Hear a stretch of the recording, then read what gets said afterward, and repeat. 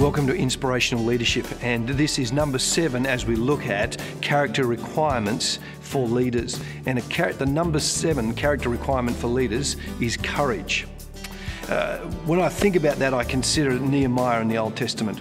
He's called to come back to Jerusalem, which is in just a state of terrible disrepair.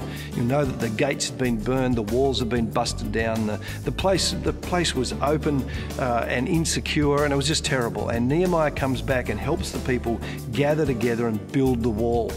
Now, you obviously need courage to go back, and you obviously need courage to get started, but there's a place in the middle of the story in Nehemiah chapter 4 where his courage comes to the fore.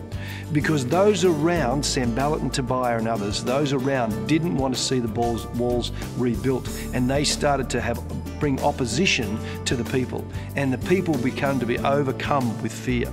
And in chapter 4, it's almost like Nehemiah puts steel in their spine. And he says, I want you to have a weapon in one hand and a brick in the other. We won't go home, we'll work together, and we won't give up. It's the courage to do the task that God had called him to do. You know, we need courage to start any task, but often it probably takes more courage, in fact, the most courage, to see through that middle part and get to the end.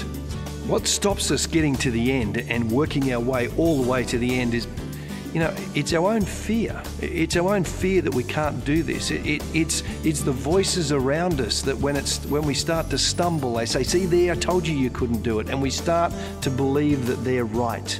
It's what we need is to overcome our fear. That fear that says, stop, don't try too hard, don't push too hard, don't go there. We need to overcome that. There are some times when we have to put things down. There are some times when, you know, we just chose the wrong direction. But many of the times, it's not about wisdom that we talked about before, about putting things down. It's the courage to see it through. If you know God has called you to this, if you know He's been in there at the beginning and brought you to this point, what you need is the courage to see it through. The reflection. Today's reflection, where do you need courage?